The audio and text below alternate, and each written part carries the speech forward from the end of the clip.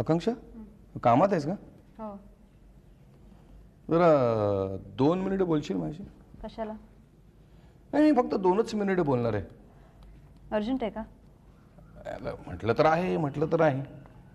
मग नसेल तर नको, मी जरा कामात आहे. ठीक आहे, मलाही काही नाही. Take your own time.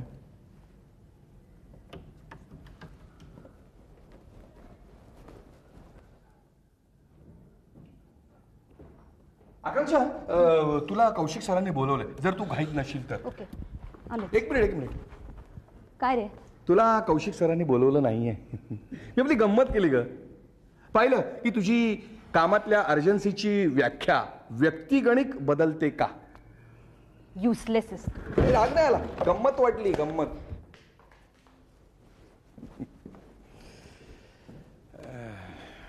आकांक्षा नाही?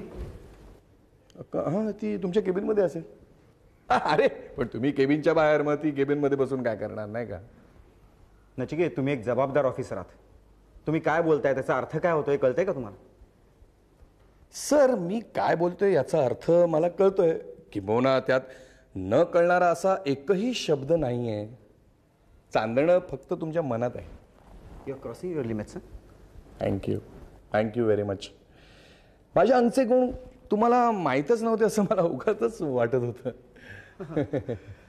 मर्यादा सोडून वागणं हा गुण आहे. काय सर, माझ्याकडून ज्या कामांची अपेक्षा असते ना, त्यापेक्षा जास्त कामं मी करतो. तुमच्याकडून ज्या कामांची अपेक्षा असते ना, तेवढी केलीत तरी पुरे. काय सर, आपल्याला मिळणाऱ्या पैशापेक्षा जास्त त्याचा पुरेपूर मोबदला मालकाला मिळायला हवा असं मला वाटतं. तुमच्याशी बोलण्यात काही अर्थ नाहीये. तापला चांदोबाचा सूर्य झाला.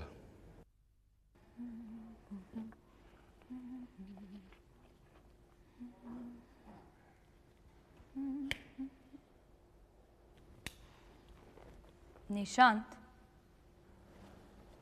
अलीकडे तुझं सिगरेट पिणं बरंच वाढलंय. हा,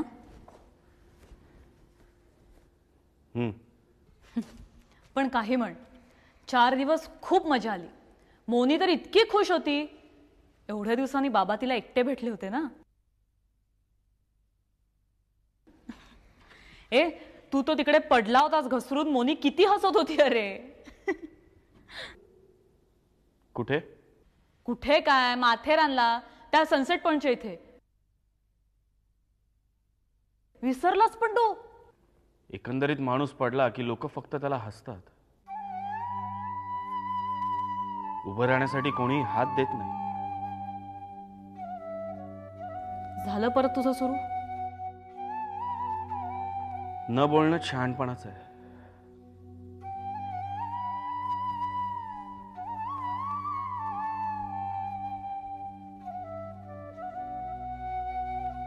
निशांत, तुला काय होतंय?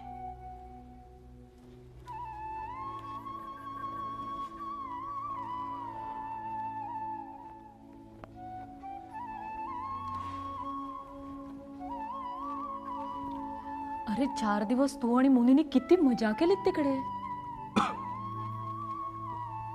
मी सुद्धा खूप फ्रेश झाले होते.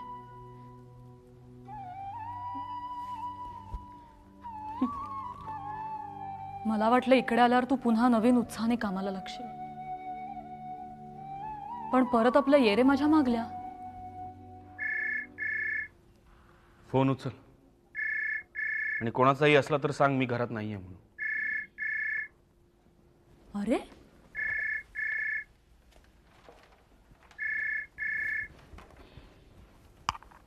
हॅलो, अनुष्का आहे का? हां आई बोल. अरे कशी आहेस ग? कधी आलात? काल रात्री चालू. मोनी काय म्हणते? ती काय मजेत आहे. काय म्हणणार.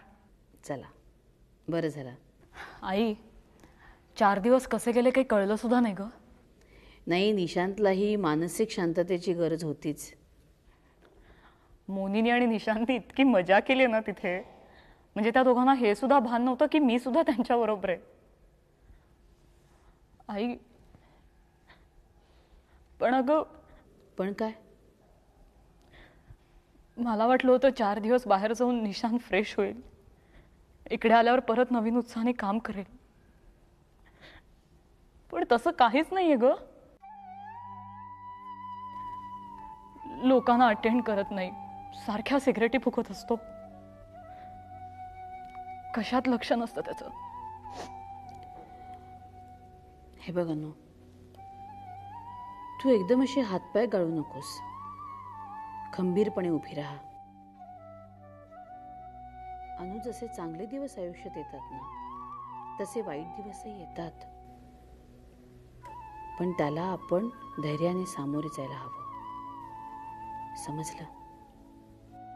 आणि हे बघ, जेव्हा केव्हा तुला उदास वाटेल, एकटं एकटं वाटेल ना, तेव्हा मला फोन कर, आकांक्षाला फोन कर.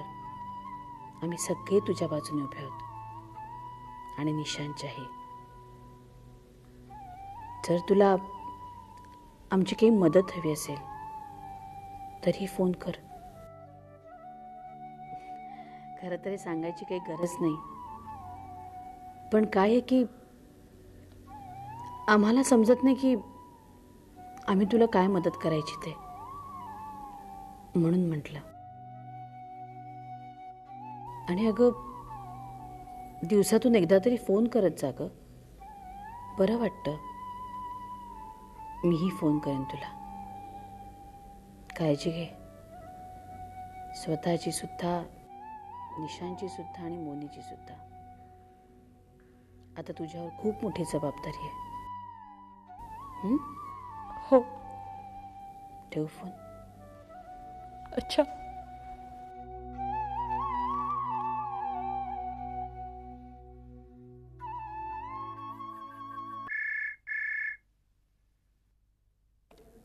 हॅलो. सुधा, शरद बोलतोय. बोल, कसा आहेस? मस्त, मजेत. अजून कामाला फुल फ्लेज सुरुवात झालेली नाही आहे, पुढल्या सोमवारपासून होईल. तू कशी आहेस? मजेत. पण शरद, तुला खूप मिस करते मी. या I am also missing you. अगं, तिथे तुझ्याबरोबर अक्का, अक्षता, रॉनी आहेत. इथे माझ्याबरोबर कुणी का असेनात. काय रे, तशी कुणी नाही ना? हा. एनिवे, ठीक आहे. अनुचा फोन आला होता. हो, काय म्हणते ती? नाही, मी निघालो त्या दिवशी निशांत आला नव्हता. कसा आहे तो? मजेत आहेत सगळे. मोनी? तीही मजेत आहे. तुझी खूप आठवण करते.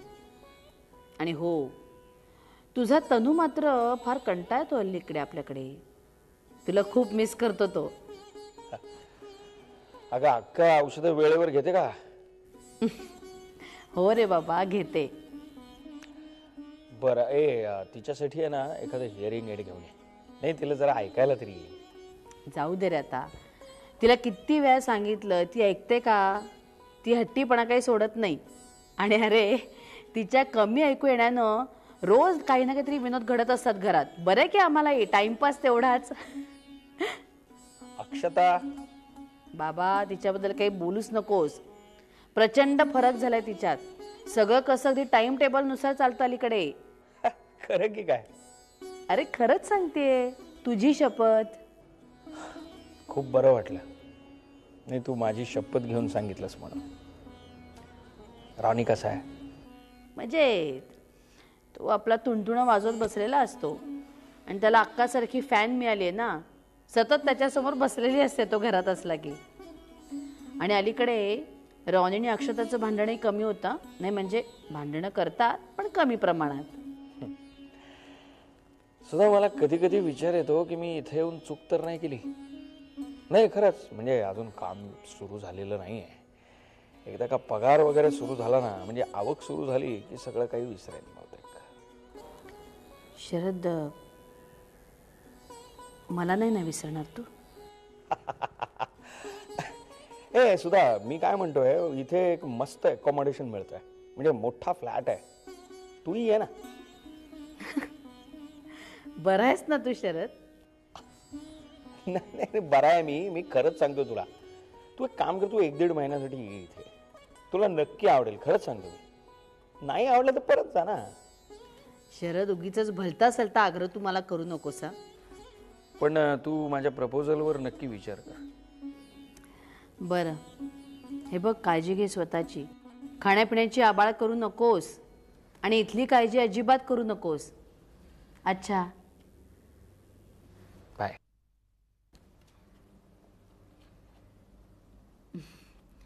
कुणाचा फोन होता माहितीये का? न माहिती असायला काय झालं? अगं माझे कान गेलेले असले ना तरी डोळे शाबूत आहेत अजून. शरदरावांचा फोन होता ना? तुला कसं कळलं? कळलं तुझ्या चेहऱ्यावरून. आनंद कसा ओसंडून वाहतोय बघ. काय म्हणाले शरदराव? काही नाही, सगळ्यांची आठवण येते. आणि अक्का मलाही तिकडे बोलवतोय. अगो बाई, हो का? मग जा ना. जा काय, इतकं सोपं आहे का? सुधा, एखादा माणूस जेव्हा आपण बोलावतो ना तेव्हा लगेच जावं.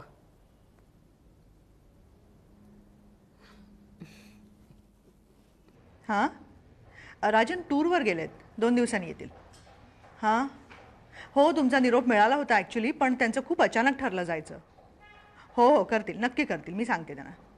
हो हो, 2 दिवस तरी लागतीलच बहुतेक, पण मी सांगते, निरोप नक्की देते. ओके, हो, या. हां, बरं, हो हो, थँक्यू. प्राची, अगं कुठे गेली होतीस तू? तुझे बाबा किती काळजी करत होते. मी सुद्धा वाट पाहत होते तुझी खूप. तुला तर काय आनंदाच्या उकळ्याच फुटत असतील. मी परत आले, पराभव झालाय माझा.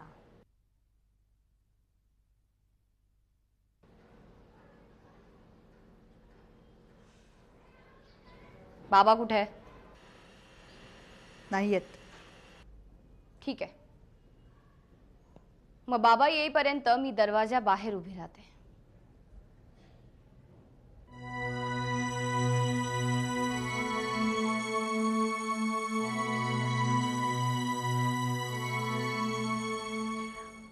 मला वाटतं तू असं काही करू नयेस प्राची, कारण तुझे बाबा टूरवर गेलेत. अजून 2 दिवस तरी येणार नाहीयेत. अच्छा. जेवलीयस का काही खाणार आहेस आत्ता? नाही, मला नाही काही हवंय. माझ्यासाठी केला नव्हता मी स्वयंपाक, पण आता पटकन तुझ्यापुरतं काहीतरी करते. हां, सांगितलं ना तुला मला काही नकोय म्हणून. मी जातेच. कुठे? कुठेही जाईन. बाबा घरात नसताना तू आणि मी या घरात एकत्र नाही राहू शकत. हो, माझ्या आलंय लक्षात ते. नाही, पण काळजी करू नकोस, मी जाते. कुठे?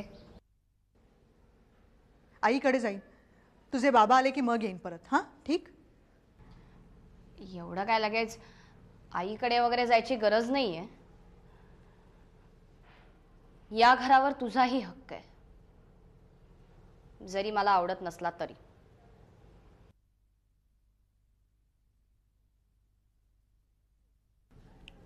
हो, पण तुझा खूप जुना हक्क आहे आणि माझ्यापेक्षा जास्त.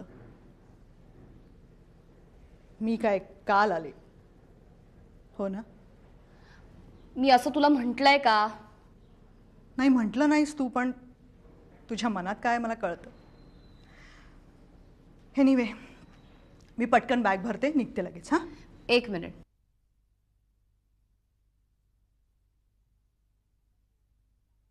आपण दोघीही बाबा नसताना या घरात एकत्र राहू शकतो,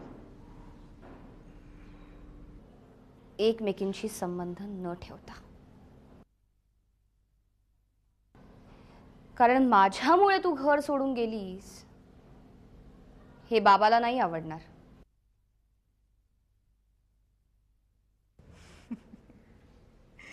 इतक्या गोष्टी करतेस बाबाला न आवडणाऱ्या, त्यात आणखी एकाची भर, काय फरक पडतो?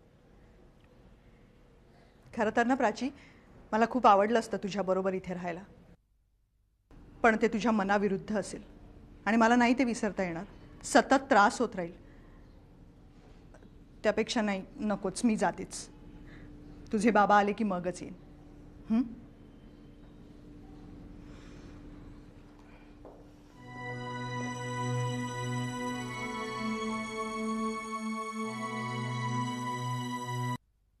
अक्षता, रॉनी, तुम्ही दोघं इथे आलात ते बरं झालं.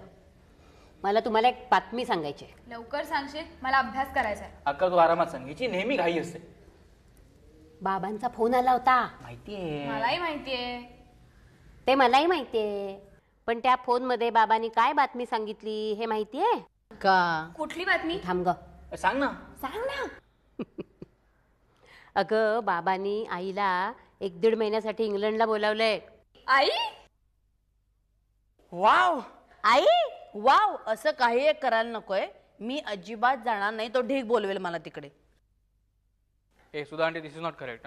शरद अंकलने जर का तुला बोलवलं ना, you must go. Correct. Correct काय? उंदराला मांजर साक्ष. मी जाणार नाही म्हणजे नाही. हे बघ आई, बाबा एवढे बोलावतायत ना, जाऊन ये ना. हे बघ, बाबांची तुझी भेट सुद्धा होईल. हे बघ, आणि तुला इकडे काही कामही नाही आहेत ना महत्वाची. ए सुधा आंटी, मी तुझ्या आगी असतो ना, मी नक्की गेलो असतो. पण इथे ह्या केसमध्ये आई आहे, तू नाहीयेस. I know. पुरे किती भांडतेस ग चिंगे. जा, आईची बॅग भरायला सुरुवात कर. अक्का, मी भरते तुझी बॅग. येतोस मला मदत करायला? तुझ्या बरोबर चल. अक्का धन्य आहेस हा. तुम्ही काय लगेच चालले का बॅग भरायला लावली असते? अगं, हे बघ, मी तुला सांगून ठेवते, मी तुला सोडून कुठे म्हणजे कुठे जाणार नाही. कळलं? कळलं. मी तुला सांगते, काय? मी तुझ्यापेक्षा मोठी आहे की नाही? हो. तेव्हा माझं तुला ऐकावंच लागेल, तुला जावंच लागेल. बर बाई बर. हट्टी आहेस नुसती.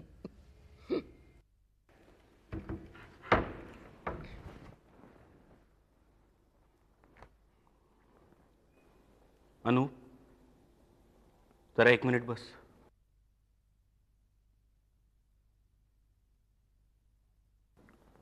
अनु, काय चाललंय तुझं? मी मगाचपासून बघतोय तू सारखी धावपळ करतेस, दगदग करतेस. अगं, या दिवसांमध्ये तू स्वतःची काळजी घ्यायला नको का? तुला आठवतंय ना, मोनीच्या वेळेस तू स्वतःची किती काळजी घेतली होतीस? अगं, मग ह्या वेळेला असं का वागतेस? अनु, प्लीज प्लीज, अगं स्वतःची जरा काळजी घे. आणि मी सुद्धा आता ठरवलंय, झालं गेलं गंगेला मिळालं, पुन्हा नव्यानं सुरुवात करायची. आतापर्यंत आपण मोनीला काहीही कमी पडू दिलेलं नाही, तसंच आपल्या होणाऱ्या बाळाला सुद्धा कुठल्याही गोष्टीची कमतरता भासू द्यायची.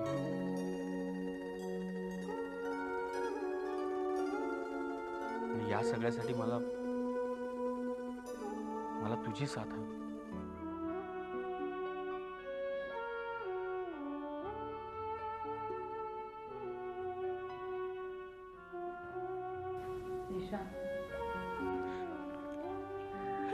मला तुला खूप महत्वाचं सांगायचंय.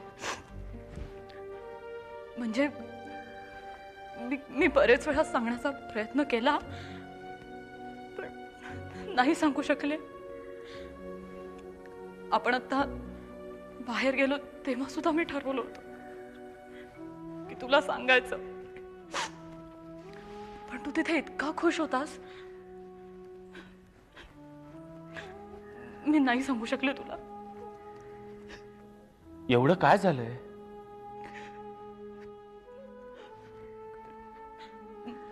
माझं मिसकॅरेज झालंय. काय? कधी? आणि हे सगळं तू मला आत्ता सांगतेस? माझा नाईलाज होता ते. अरे, पण हे सगळं कसं काय झालं? त्या दिवशी मला खूप त्रास होत होता. मी तुला खूप जागा करण्याचा प्रयत्न केला. अनु, काहीतरी आर्ग्युमेंट्स करू नकोस. हे सगळं तुझ्या हलगर्जीपणामुळे झालेलं आहे. Shut up! घरात इतके नोकर चाकर असताना तुला कामं करण्याची काय गरज आहे? स्वतःची काळजी घेता येत नाही तुला? पण डॉक्टर म्हणाले हे टेन्शनमुळे सुद्धा होऊ शकतं. माझ्याशी काहीतरी बडबडू नकोस प्लीज. अतिशय चुकीचं वागलेली आहेस. मी तुला कधीही माफ करू शकणार. तुला